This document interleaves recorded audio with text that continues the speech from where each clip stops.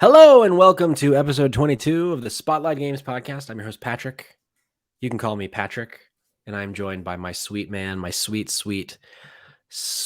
hunk of beef, Kamen Darty. How are you, Kamen? I'm doing great, Patrick. How are you? I'm doing great.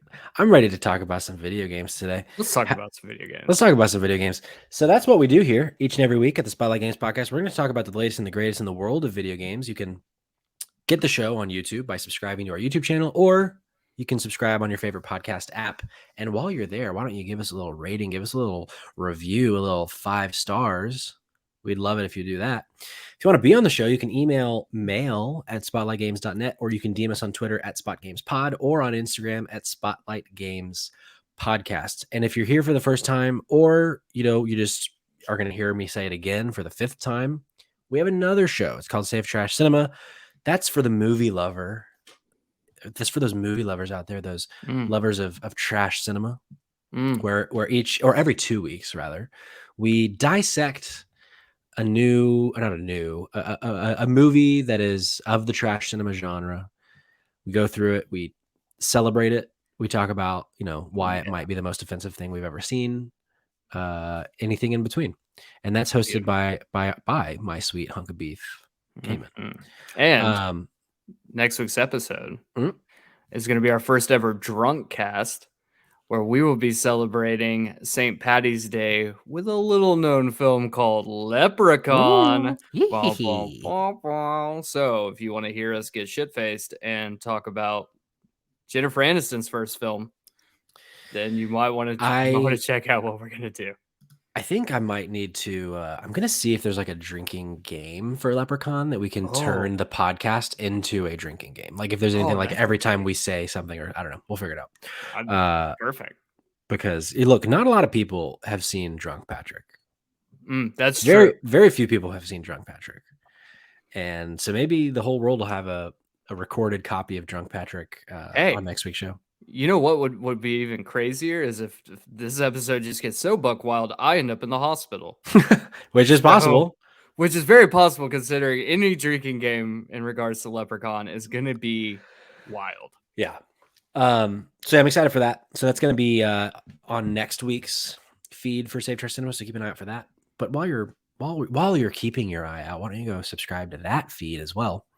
But we're here to talk about video games, so we have a great show for you. We're going to give you some updated thoughts and impressions on Horizon Forbidden West. I've played a lot more of it since we last chatted, so we'll do a little bit of that.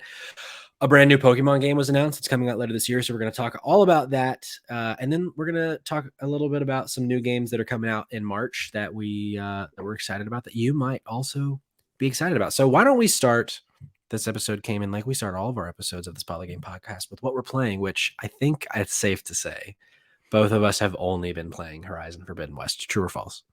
Yes, very true. Yeah. Very true. So yeah, when last we reported, I had played about 4 hours of it. I am now at about 22 hours played. So I've played a lot more since last week.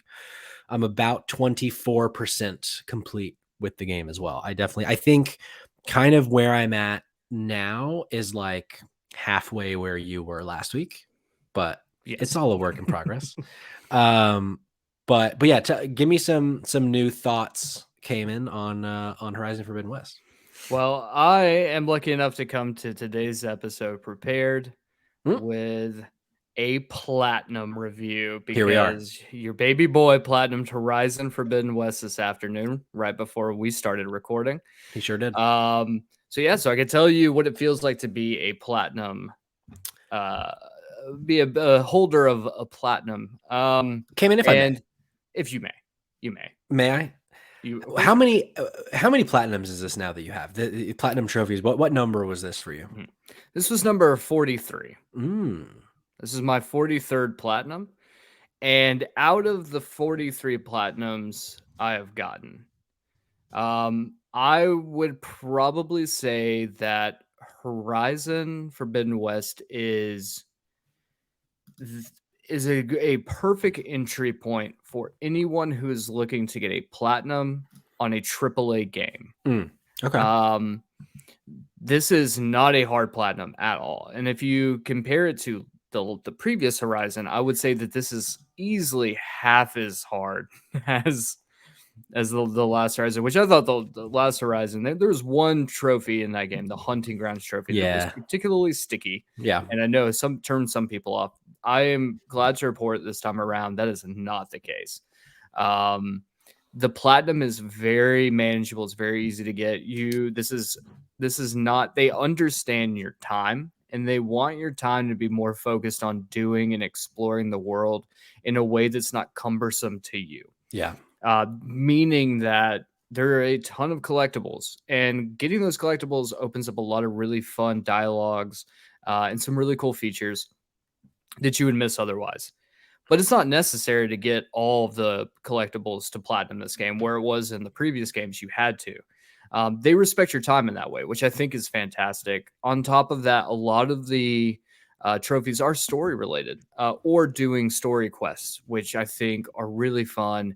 Yeah. It really gets you. It really tries to motivate you to complete some of these quest lines that are really emotional, really well done, and it keeps you invested. In terms of kind of where I'm at, I'm 60 hours in, 60 hours and 5 minutes to platinum the game. You could probably do it in 30, but there's the caveat, right? If you do that, the likelihood is that you are going to be using a guide. You are going to be skipping all optional things that aren't trophy related, and you're probably also going to be skipping cutscenes. For you to be able to enjoy Horizon to its best, you don't want to do that. Yeah. It's going to cut into your ability to enjoy the game if you skip stuff. Like, it would be like saying, like, hey, if you start a TV show in episode 1 and then just skip to the season finale and be like, all right, I got everything I need. Like, you miss all the good stuff in the middle. Yeah. But yeah, the platinum's great. Being where I am right now, finishing the game, pulling off the platinum, 60 hours in, I can say easily we're 2 months into the year, game of the year contender. Sure. It probably will be game of the year contender until the end of the year. Obviously that could change. Look, this game's fantastic. It takes the open world checkbox formula that you see in other games like Assassin's Creed, Far Cry, like the Ubisoft formula. And it doesn't change a lot of that, but it does everything at the level of excellence. Yeah. And I really think that Horizon has set the bar on what those games need to be going forward. Yeah. And I can't think of a time where I've played a game that I've been so invested in the game without a game forcing me to do things I didn't want to do just to progress. You could easily skip everything and just do story and be completely fine, but Sure. the world invites you to do all these really interesting and fun things, and I highly recommend doing that. And like I said last week, if you got a PlayStation 4 or a PlayStation 5, do yourself a favor, pick it up, enjoy it. It's a great game. Yeah. The thing that stuck out to me so far in my 16, 17 more hours since last week is to kind of add on to a point you made. The performances in this game came in, and the performance of this game from a graphical standpoint with regard to character models. Like, it looks like I'm playing The Last of Us Part 2 in an open world. Like, when I'm looking at like the faces, like when you're in cutscenes, like the facial animations in this game are so impressive. Yeah. And like the lighting and stuff, like there are some character models that it's maybe some of the most like impressive character models I've ever seen in a video game. And it's a massive open world. So like that part is, I think, what's most impressive to me is like some of the facial animations are Last of Us 2 level, but in a world 1,000 times bigger than The Last of Us Part 2. Like, it's such a huge world. So I definitely, I'm having a great time with it. Like, I'm not even close. I'm to a point now where like I've started the main like quest line. Like, I know what the story of this game is being told. Like, I'm at that point of the game, but I've not really started it yet. Like, I've just the inciting incident of like the main big quest happened for me, and now I need to go do the other like the things to make the quest continue. So definitely I have a lot of places to go, but I'm just like, I'm constantly just blown away by how Yeah. pretty and just it's the perfect one more thing game Mhm. where Yeah. 2 nights ago I'm playing and or no, Sunday afternoon I'm playing and I'd spend the morning like cleaning and doing some things around the house. And then I'm like, I go to Rose. I'm like, hey, because we had some shows we needed to catch up on. I was like, do you want to start watching those shows now? Or should I go play Horizon for a bit? And then when I'm done, we watch the shows. She was like, go ahead and go like play for a little bit. Like 5 hours later, she's like, hey, when do you want to watch those shows? Because I'm just like, well, I'm just going to do a couple more things. And then that turned into 5 hours because it's just so fun. Like it has that like, ooh, what's that thing? I want to go find that thing. And I want to go do that thing. And then that thing turns into an entire huge quest line, like a side quest thing. So yeah, I'm having a great time with it so far. I will say there's one hang up I have. I wasn't sold on the ending. Okay. And obviously no spoilers. Yeah. I want everyone to experience the game for themselves, but the ending, it's not that it fell flat for me, I don't like that. but it I don't know, it didn't like it didn't say. I know that they're building a world here, Yeah. and that's exciting. And building this world, that's great. My one problem is that it definitely feels similar to the way the last game ended, um, where it hangs heavy on the world building and continuing the franchise Mm, forward, and that's totally fine. I think, and like I said, this it's a very small minor yeah. complaint, um, but I'm very excited about what they decide to do next with the story, what they Yeah. decide to do next with the world, because I feel like there's so much here, so much content. And I kind of wish like, and it sucks because Guerrilla Games is like a Last of Us style, or not Last of Us, a Naughty Dog style studio, like a Sony Santa Monica, where they're not pumping out games, left and right. I know we do have a VR game, Call of the Mountain, coming out, and I don't know if we have released it yet, but we got Call of the Mountain coming sometime soon. Um, I just kind of hope or wish that maybe we get some smaller content, like maybe Yeah. something like Uncharted's Lost Legacy, that Mm, might tell the story of like some other characters outside of just Aloy. Or if it is Aloy, like give us another smaller, more compact story in like a new area, kind of like they did with yeah. Frozen Wilds. Just give me like a new platinum to get, because once I platinum a game, I have a really hard time going back to games for DLC. Sure. And, I get this psychological thing where Yeah. it's like, yeah, I don't want to continue to play a game that I've already essentially completed everything that the developers have told me to complete. Right. So if they can give us like a Lost Legacy style, another campaign that's maybe 50, 10 hours long, or whatever, that's more story content with another area to explore with a bunch of new Hmm. stuff. I'd be really down for that. Hell, I think it would be even cooler if we got a Guerrilla Games where it's set in the world before the events. Mm. So not whether it's the tribe still exists and they've been around for however long. Aloy hasn't come, it won't come for 50, 60, whatever years, but like give me a game that's set during the war, where Elizabeth Sobek is play like where you get to play as like someone in the army or whatever, Oh, who's sure. fighting some of these machines, and it's like that would be really cool as well. And I think there's a lot of ability to do something like that. I don't know if other gamers outside of myself want to play a game like that, because it might be a bit derivative of, you know, Terminator or whatever. But Sure. I think that would be cool. I I just mean, honestly, I'm after I've left Horizon, I just want more Horizon yeah. content. I guess Yeah. that's what I'm saying. Yeah, no, I hear you. It's that like open world fatigue, I think is like Mm, I don't need every open world game to be 100 hours and be like a huge because like you sure. kind of devoured this game. Like Yeah. I think a lot of folks will probably play it over the course of like a couple months, not a couple Yeah. weeks.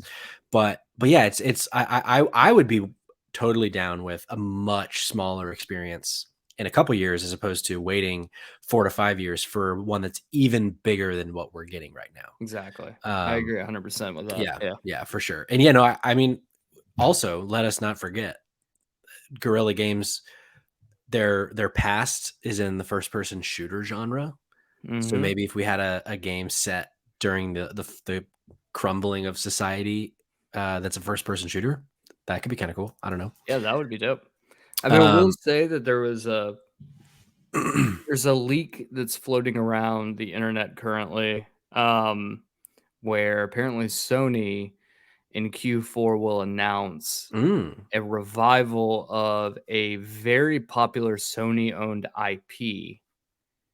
Part of me is thinking that that Guerrilla could be big enough where they are working on 2 games, and Killzone could potentially be coming back. Could be. Could be. You know, would love to see it. I was a fan of Killzone, especially Killzone. I think it was Shadowfall. Shadowfall, yeah. I thought that was a really fun game, and honestly, the Vita Killzone game was a Killzone Mercenary. blast. Yeah, that was It great. was so much fun. Vita, RIP. RIP. 10-year anniversary was just the other day for the Vita. I know, yeah, I love the Vita. Man, you guys everyone who didn't have a Vita really missed out on like a very important handheld. Oh, for got sure. like no fucking love at all from anyone. Yeah, I mean, honestly, some of the best games I've ever played, I played on the Vita. Yeah, oh yeah, so, yeah. I'm interested to see what that game will be. I know a lot of people keep wanting there to be a continuation of The Order 1886. Yeah, I'm one of those people. I doubt we would get that now that company is owned by Oculus, unless Sony owns the IP rights, which they might. I don't know if they do. Yeah, I don't know. I'm interested. What do you think it might be, the game that's coming out, or that they're gonna announce? Honestly, if I had to hedge bets, I would probably say they're gonna announce Blue Point doing a Bloodborne remaster like they did with Demon's Souls. That makes a lot of sense. It's a very popular IP, and Sony owns the rights, not From Software. So I could see that being it. And honestly, man, Sly Cooper. Sly Cooper's huge during the PlayStation 2 era. Ratchet and Clank has gotten an absolute revival in the last few years. Won the Game of the Year a bunch of places. Yeah, I think Sly Cooper is due for his own revival. The last main entry in the Sly Cooper series ended on a huge cliffhanger, and so I know fans have been clamoring to get a resolution to the Sly Cooper storyline, or at least a continuation of some sort. So I could see Sly Cooper coming back in. The question is who makes it, and that's where I'm a little hung up. Like I don't know who would pick up where they left off with that, but I don't. Part of me would be like, oh well, Insomniac wouldn't be a perfect developer to handle Sly Cooper, but Insomniac also has Spider-Man 2, Wolverine. Who knows? We could get a revival. They could bring in a studio and somehow pull off a revival of Infamous. That would be fucking cool. I would love to see an Infamous 4. You know who could make a dope Infamous? Sony Bend. And we don't know what they're making yet. And so I know, and off air we had talked about you had speculated maybe their next game is going to be an open world Siphon Filter. I think I would be willing to bet what we see is whatever Sony Bend is working on, or whatever Blue Point's working on. I think those are the two probably safest bets. And if it is whatever Blue Point's working on, because they've talked about doing their next thing not being just a remake. So maybe they make Bloodborne 2. Like maybe they take the IP and just actually build a whole entire sequel for it. Maybe. I will say, with all the talk right now on the internet, and you probably came to this episode hoping that we would talk about Elden Ring, and unfortunately, neither one of us have played it. But I have a little bit of a nitpick with some of the dialogue surrounding Elden Ring. Just nit that pick, man. Pick that nit. I'm gonna nit that pick. Pick that nit. A lot of people are saying like, "Oh, this is one of the most beautiful games I've ever seen. It's visually gorgeous." And I'm not going to discredit the work that From Software has done, because I think FromSoft does incredible. Like their worlds are so H.P. Lovecraft. They've got this very dark, gothic, almost culty kind of mythos around all their games, and they're not ugly. I will. Okay, maybe Dark Souls 1, especially Dark Souls 2. those were ugly fucking games. I Dark mean, the Souls 3 original looks Demon a lot Souls better. was so ugly. Yeah, that too. So they're not known for making, and I've watched so many videos, and that's how I've been ingesting a lot of my Elden Ring content, is just by watching people play it. I'm not going to say that the game is ugly, but I will say that it's discrediting how fucking gorgeous Blue Point's Demon Souls game was.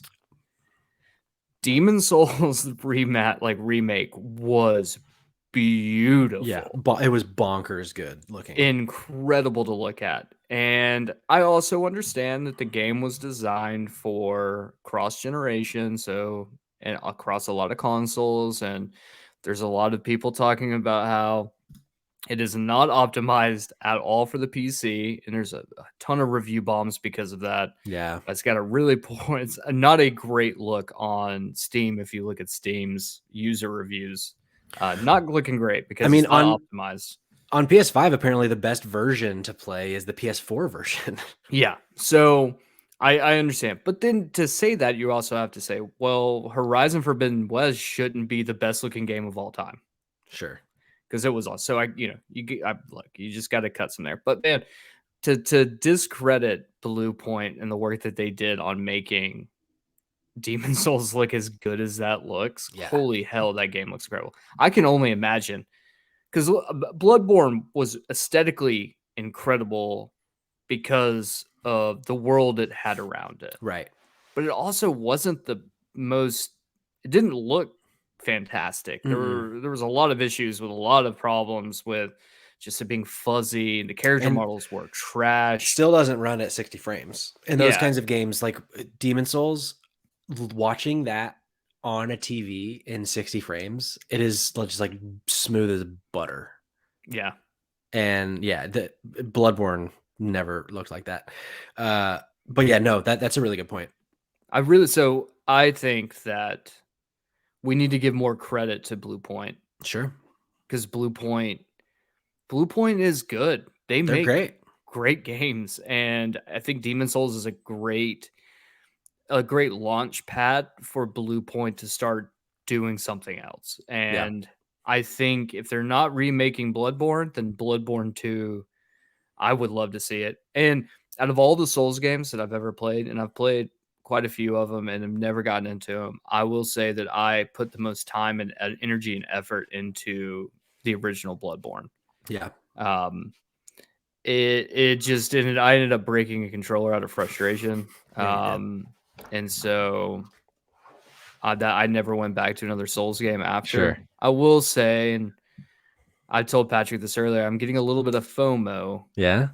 About Elden Ring, because I've watched all these videos, and I got my buddy Mike, who's going to be on the new Save Trash Cinema episode next week. Mikey. And Mikey was like, "Yo, boy, you gotta play this, man. This is the best game I've ever played, bro." That's a really good Mike impression. It is. You can't wait till everyone else gets to hear him actually sound 100% like 100% like that. But yeah, he's giving me, and so it's funny, watching these videos. So I'm like trying to help him, because he's like, "Man, I'm in Margaret the Fell Omen, and he's whooping my ass, bro." And I'm like, "All right, man. Well, have you talked to Patches yet? Because Patches gives you, it's just fucking." That's eventually I will maybe potentially might play Elden Ring, and always a possibility that this is the Souls game that gets me into Souls games. But I hope it is. I'm a little worried, because let's be honest, these DualShock controllers are mightily expensive. Yeah, and do not need to lose one. Sure. Yeah, I saw a really about Elden Ring, and then we can move on to the next thing. But with Elden Ring specifically, I saw a tweet from Justin Davis, who I think he's a features editor at IGN, and he said something that really kind of, I think, hit the nail on the head for me about the Soulsborne games. That is something that I've just never really heard verbalized specifically, that I'm like, wow, that he makes a really good point. So he says, someone had tweeted a joke tweet about Elden Ring, and she said, talking to Elden Ring NPCs feels like logging onto Twitter halfway through some discourse where I can't find what the original tweet is that everyone's mad about. It's just, quote, "Of course, thou would believe the Ghast Lord's bounty has become a stain upon the land. How typical, unfollowed," end quote. And he quote tweeted that. and said, I respect the deep lore and world building FromSoft does, but this joke tweet sums up a big problem I have with the games.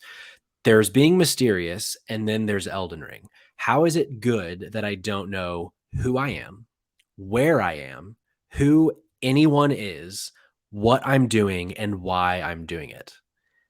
And I was like, that's a really good point. These games don't ever really tell you anything. It's just go kill shit, which like some people that resonates with. They don't want the story. Sure. They just want to go kill things. But I think it's like he then goes on to say, there's only a couple tweets in the thread. You can still have a massively complex, rewarding world building with deep hints in the level design, item text, the works, while answering basic questions like why is my character, or why my character would even consider taking a single step forward in this world and what motivates them. I know the answers exist, so you don't need to send me a 30-minute YouTube video. My point is that I personally don't feel From Games do enough to stage set at the outset why I or my character should care, except that it's a video game, so go explore. So in his opinion, it's immersion breaking, not immersion making. And I think that's actually my issue with those games as well. I get past it and like I enjoy playing them, but with us being very like, we love a story in a game, we love a narrative, we love world building from a character perspective, and these games just like don't have that. And I was really hoping with George Martin being a co-writer on this game that this would be the game to change that, but it seems like that is not the case here. You know, I was reading something, and I don't want to misspeak on this particular subject, but they hinted at or had alluded to that some of the work that George R. R. Martin did was actually removed from the game because it would conflict with certain aspects of like character exploration. Interesting. So like it was kind of hinted that like it would be additional dialogue or additional things that if you came up at the wrong time or whatever, that you would end up in a situation where you were getting way more information that actually like Interesting. more hurts your immersion more because you're like, what I'm even more confused because there's way more that Huh. I missed out on and I have no clue what the fuck is happening. Hmm. That makes And sense. I will say that for our listeners who are playing Elden Ring or who are thinking about playing Elden Ring, if you do pick up a copy, Jason Schreier from Business Insider, his recommendation is to play with a notepad or keep notes on your phone or however you want to keep notes. Keep notes, keep a journal, write down names, write down locations, put things like that, write down notes from what characters are telling you, because 10 hours later, you might stumble across the next part of a quest that you have no idea what's going on in. Right. But to Which your point, Patrick, you're right. I don't Love it. I don't know. In my opinion, obviously I haven't played it, so like I shouldn't really give judgment on it, but if a game isn't going to like track that stuff with me and I'm expected to track like quest points and like simple things, like I saw one thing, he had tweeted something and then Danny O'Dwyer responded and he was like, my biggest feedback would be in that journal, write down where vendors are because the Mm, map doesn't tell you where stores are. So he's like, a lot of the time I'll just be jumping between cities, like fast traveling, just trying to find the guy that buys this thing. And so now he's like, I need to go write it down. But I'm like, that's, I don't know. I don't think I like having to keep track of all that myself. I don't know. Maybe I will when I play it, but yeah. It's an interesting concept. yeah, And I got you at least have to give him a little bit of credit there to say, hey, you guys are trying something new. And sure. I Good point. like the Miyazaki's explanation on why his games are so difficult. He basically states that like he is bad at video games. He's not good. And he feels like when he plays games, death is not an obstacle. Or death is more of an obstacle than it is like an enjoy. Like there's nothing to gain from dying Sure. in normal games. You die, you start over. He was like, the There's way no that I just consequence. yeah, he's like with the way that we, I design games is like, hey, you are overcoming hardships every time you die. And these hardships are they mimic the way that life is. And I've gone through so many hardships to get to where I am, to be the president of from software and the director of these games. And these are reflective of that, of those hardships. And you triumph when you take off, you defeat a boss, like, Yeah. because you've died 40 times in the Yeah, I mean, process, there's you know. nothing like it. Like that feeling of I'm about to jump off a bridge and then I finally beat this enemy for the first time in 5 hours of trying.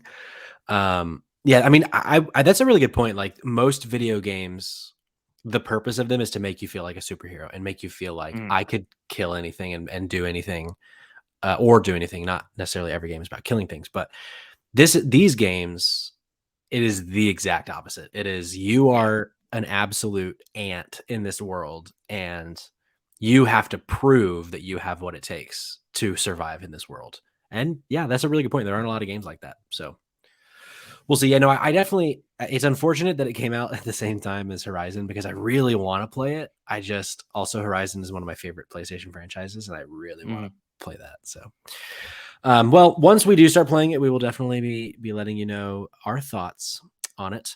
But for now, Kamen, why don't we talk a little bit about the newest game from the people who make Pokemon, Game Freak. Ooh, They announced yeah. on Sunday of all days, Sunday morning, they had a little press conference about Pokemon, and they announced Pokemon Scarlet and Violet coming this fall, supposedly coming late Mm. 2022.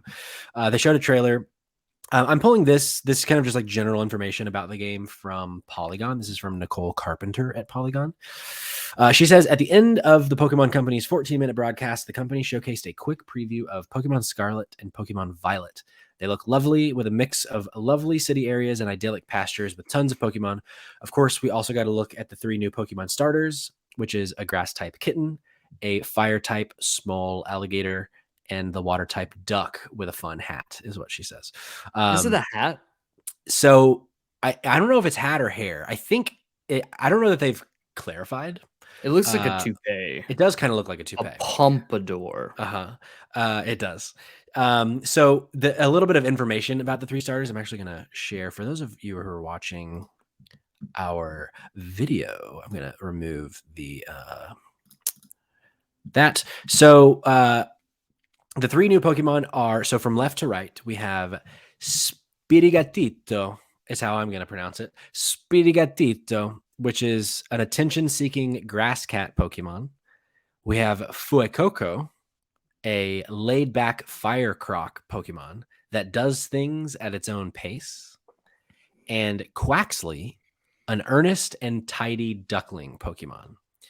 So I honestly, so something that I never really said about Arceus Kamen, I thought the starter options were pretty weak, in my opinion, which a lot of people Agreed. might find that as blasphemy, Yeah. but I was not drawn to any of them.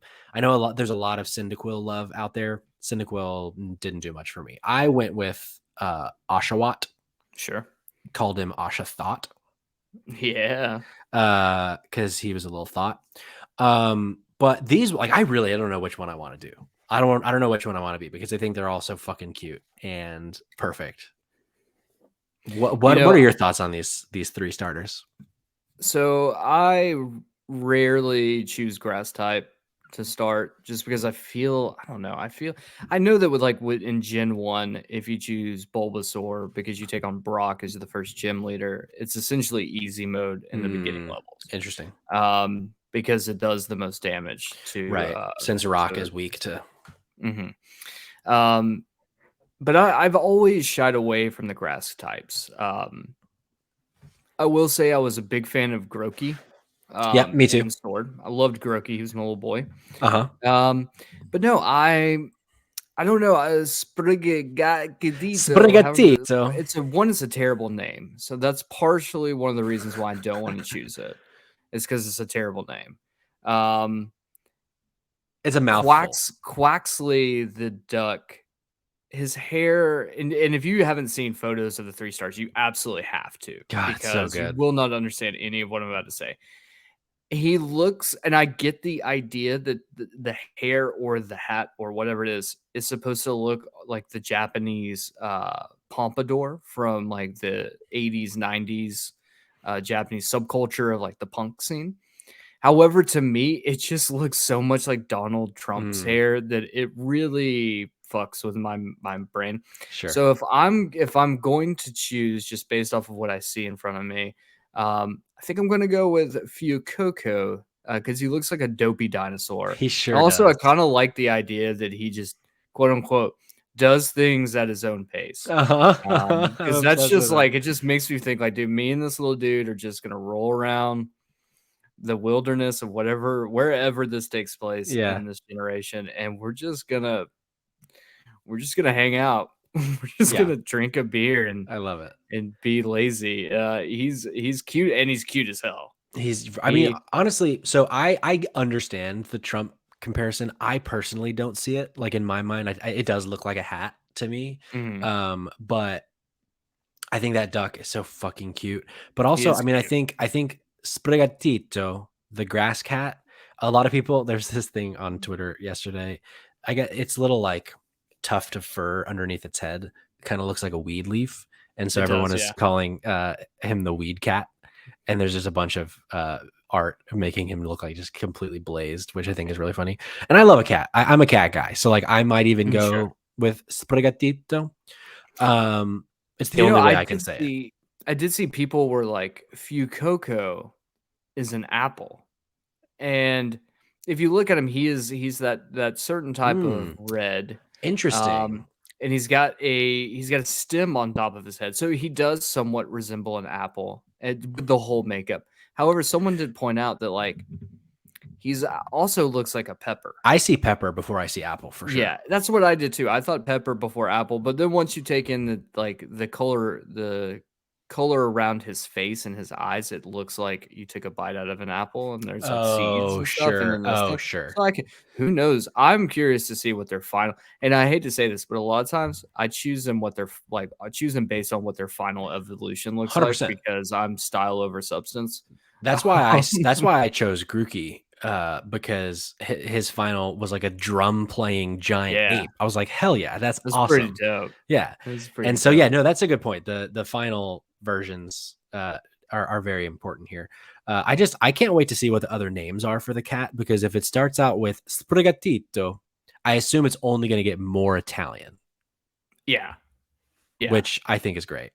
But yeah, no, this is one of those ones where there is a world in which I have multiple uh games going just so I can have all of them because I love them all. But something that we actually didn't mention about the announcement, I think the bigger piece of news about the Mm, announcement is that the YouTube description, and I mean obviously, but just by watching the trailer, you can kind of tell, but the YouTube description calls the game open world. yep. So it seems like this is going to kind of take the thing that I loved so much about Arceus and actually do it in the kind of the mainline Pokemon game and make it an open world. So I'm curious to see, is it a true open world in that it is just one giant space, or is it going to be kind of like the multiple biome type open worlds like they Mm. do in Arceus? Well, I think either way would be fine, but when they announced Arceus, they kind of made it fairly clear from the get go that it would feel like an open world game. However, it was going to be broke up into biomes. And so they were fairly open about that from the get go. This time around, they haven't. Now, I will say, and getting a little heavy here for a second, but they did announce that like part of the reason, and they told this to press people, like part of the reason why this kind of flew in under the radar, there was no real buzz about it from the beginning, is that they were like, hey, we are fully aware of the current climate of the world. We are fully aware of the atrocities currently taking place in the Ukraine. And we did not want to do a press conference that was huge, flashy, and interesting. they were like, we don't want to take away from what's happening everywhere else and try to act like everything is fine. Gotcha. And I so didn't see that.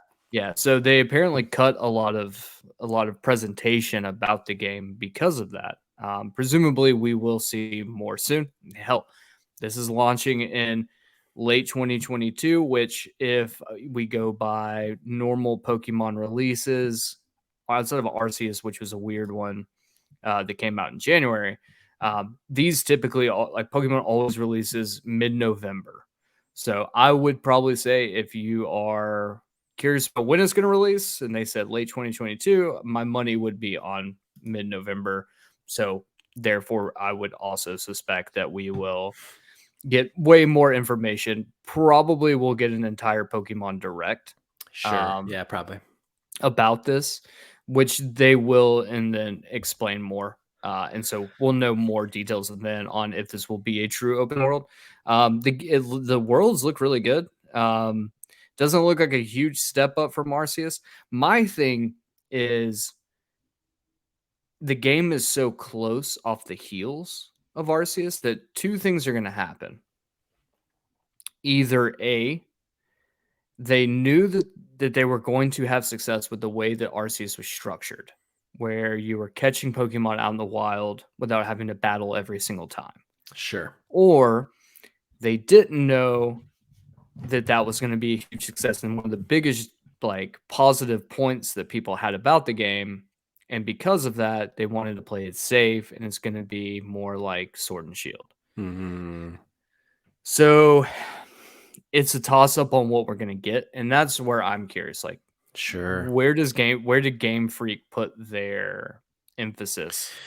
Yeah, that's interesting because I mean I'm assuming it's February or it's March technically. So I guess there isn't a lot of time left for development. It's at this point they're probably cleaning up and like bug fixing and all that kind of thing and kind of putting finishing touches.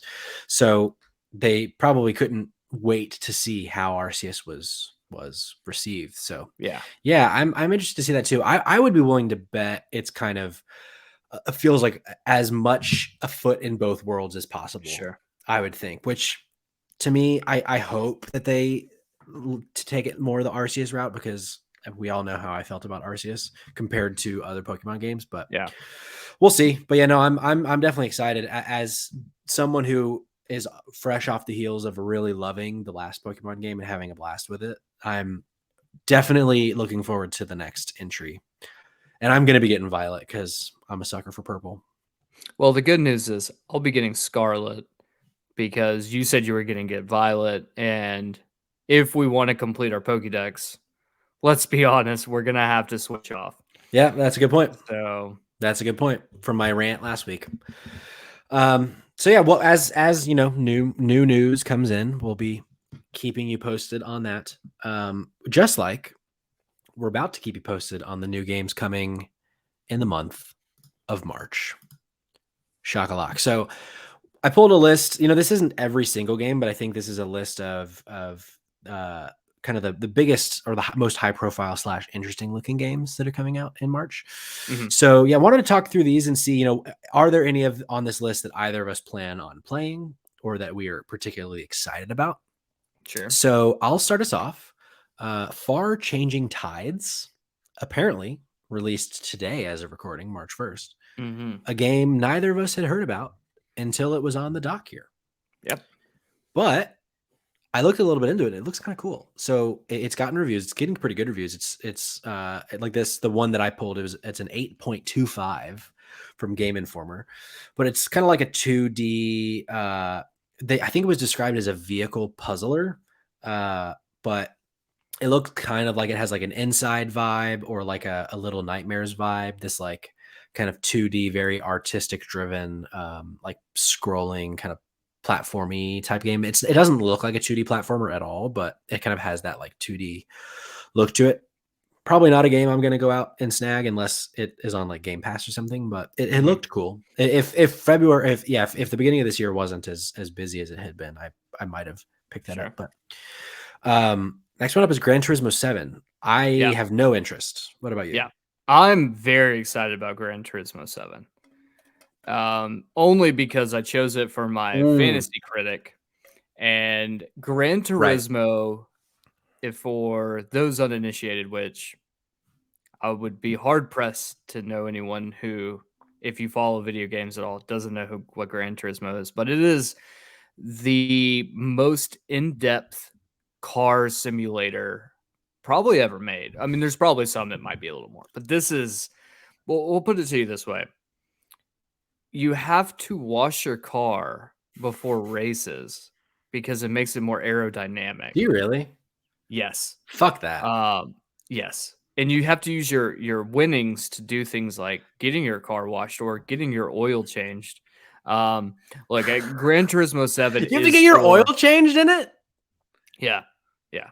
This is like I said, this is like one of the most authentic racing simulators. And it Wow. is a Sony exclusive. It has been since the PlayStation 1. It has a very devout fan base. It basically created the car simulator genre of game. So we wouldn't have Forza Horizon or Forza Sport without Gran Turismo. Sure. And Gran Wow. Turismo always reviews incredibly well.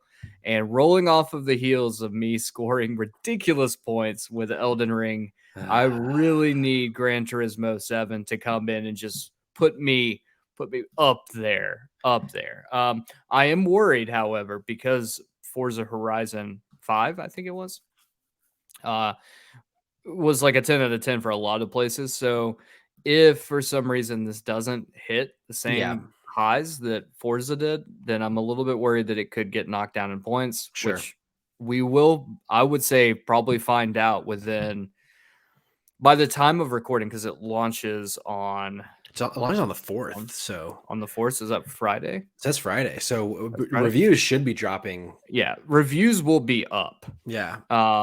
Most likely by the time you hear this episode, reviews will be live. We will know if Gran Turismo 7 hits the same highs as the series normally does. Yeah. That's the only reason I'm looking forward to it, though, because I won't be playing this. I Yeah. barely get my car's oil changed as is. Do you think I'm gonna do it in a fucking video game? I mean, hey, Jesus. I guess there's a game for It's a everybody, game right? for everybody. So also this Friday, I didn't realize this was coming out so soon. A game I know you're excited for, Triangle Absolutely. Strategy, which is not a Oh, man. sequel, but like the next game from the same folks who did Octopath Traveler. Yeah. Octopath Traveler was awesome. Yeah. Triangle Strategy looks to be capitalizing on that success and doing similar things. Yeah. I was talking a couple days ago with one of our listeners, Nick. He had messaged me and was like, "Hey, you guys haven't really talked much about Triangle Strategy. Is that something that you're going to be playing day one?" And I would love to say yes, but we run into the issue of time and money. Yeah. And I have to figure out where my time and my money is best spent. We don't get review codes, so we have to spend our own money, and it will be a game that I play. Yeah. Not sure if it'll be a day one pickup for me, but it 100% will be a game that I play and will play extensively. Do you think if the reviews are strong enough that you might be a day one buy if they because like obviously you just finished Horizon, so I don't know how much more of that you're going to be playing. So I'm just curious, like, is that part of it, or is it just we're gonna kind of wait and see approach? That's a good question. I'm gonna go with the wait and see approach. Yeah. And it's 100% not, and this is also one that I picked up with Fantasy Critic too. It's not gonna be. Yeah, you have a big March ahead of you. Yeah, if it shows up and it's like, hey, this is a 5 out of 10, then yeah, I'm not gonna play that. Sure. There's better money, better well spent elsewhere. It really just depends. I obviously I still haven't done everything in Horizon, even though I've got the platinum. I think going back into Horizon and playing some more of that's good. But I've got a bit of an itch to play something a little more mindless. Yeah. So I'm thinking it's about time for me to do my yearly playthrough of Bulletstorm. Sure. But that's only like 6 hours. So it could be official 2022 review of Bulletstorm.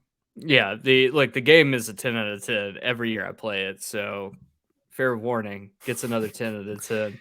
Well, next up on the list coming out on March 10 is Chocobo GP, which is, I assume, a Final Fantasy themed kart racer, but I don't know for a fact. But that's a game I probably won't be playing. I think that's a funny concept. It's a funny concept. On March 11th, we're getting what is probably going to be a broken WWE 2K22. I would take a step back on that. Yeah. for those unfamiliar with the travesty that was WWE 2K20, that game launched an absolute fucking disaster. It was broken to hell and back. 2K took a year off because of how bad it launched. Oh, that's right. These games were normally launched on a yearly basis. They took off 21, and we're like, we're not doing another game. We obviously realized that we can't. It was a new developer. They were like, we just can't do this like this anymore. These people obviously aren't up to speed on making a game. Like, I forgot who the developer who made all the WWE games, and they made some phenomenal ones. I used to watch wrestling all the time as a kid, and love those games. I haven't watched wrestling outside of like vintage WCW wrestling. I don't think I've watched any wrestling in 10 years. But this year they took the year off. They're coming back. So far, the previews have been pretty strong. So all right. I'm hoping for wrestling fans who enjoy these games. I'm hoping that it does come back with a fervor and with a passion and the fire that it was missing. Yeah, I hope so too. But we'll see what happens. Next up after that on March 15th is the newest iteration of Grand Theft Auto 5, a nearly 10-year-old game that just keeps being updated for new consoles. I think actually there might be some new content that they're also releasing with this. I forget, but I think that might be the case. I don't think it's single player content. I think it's like new GTA Online content. Yeah, I wouldn't be shocked at all by that. Do you remember the days in which you would get multiple Grand Theft Autos on one console? I sure do. And now you're lucky to get one in a console cycle. You're lucky to get one. You're getting one. You're just getting it's like Skyrim. You're just getting one forever. You're just getting one, and it's the one that you had the last 3 cycles before. Right. I can't wait for the PlayStation 6 when they're like, and coming out in March, we're having Grand Theft Auto 5 again. Like, they did announce, I will say, they did announce that Grand Theft Auto 6 is in the works. And they're like, we're working on it. We hear you guys. Yeah. We have nothing else to say. So, but I mean, hey, when you're in the business of making money and you're still making money on a game you made nearly 10 years ago, yeah, why not? Why not? Next up on March 16th is a game called Tunic. This is going to be on Xbox. Oh, I should have been saying what these are coming out for. I'm going to do a very quick recap. Far Changing Tides, basically everything. Gran Turismo 7, just PlayStation 4 and 5. Triangle Strategy, just Switch. Chocobo, just Switch. WWE 2K, everywhere but Switch. Grand Theft Auto, just the new PlayStation and Xbox. Tunic coming out on Xbox Series X and S and Xbox One and PC on March 16th. It's like a isometric 2D like action adventure game. I remember I played the demo on the Xbox maybe like a year ago. It was like during like E3 time. They had like a demo on the Xbox. It reminded me a little bit of or Death's Door reminded me a little bit of Tunic, but like a much darker version of it. So interested to see what reviews are on that. Probably one that I'll wait and see on. Probably I wouldn't go out and play that one day one, but next up is Persona 4 Arena Ultimax, which I think is a remake of a fighting game, ? It is. Yep. Yeah. Persona 4 Arena Ultimax is a Persona 4 fighting game, which is it originally released on the PlayStation 3. Huge acclaim from people who like fighting games and from people who like Persona. Obviously, this is not a Persona game in the likes that it's a Persona game. This is a fighting game, but it carries over. It's like a new story, I think, that takes place like after the events of Persona 4, maybe, or like during the events of Persona 4. But yeah, if you like fighting games, this one got like critical acclaim when it was released a very long time ago. And I know Evan Brando out there is probably really excited. So yeah, I'm sure he is thrilled. We'll probably at some point bring him on to talk about that. After that, on March 18th, everywhere except Switch is going to be Stranger of Paradise Final Fantasy Origin, which looks like absolute dog shit, but we'll see if the reviews surprise me on that one. After that is a game called A Memoir Blue, which is actually a game that I've strongly considered adding in the Fantasy Critic League. It's like is an Annapurna game. So Okay. like Stray, it's like these like indie titles that's probably going to be a critical darling, but it's one that I haven't heard a lot about. So that's kind of my hesitation on adding it for that reason. Sure. But yeah, so that one I'm going to keep my eye on that to see what reviews look like for that one. It was supposed to come out last month, but it was delayed a month for some bugs and stuff. And then so the rest of the month, the next 4 are kind of big profile releases. So on the 25th on PlayStation 5 and PC is Ghostwire Tokyo, another Kamen game on Fantasy Critic. Yeah, I think I picked Ghostwire Tokyo up as like one of my very last picks because honestly, like I don't think we're gonna get this game on March 25th. Really? You think it's going to be like a late delay?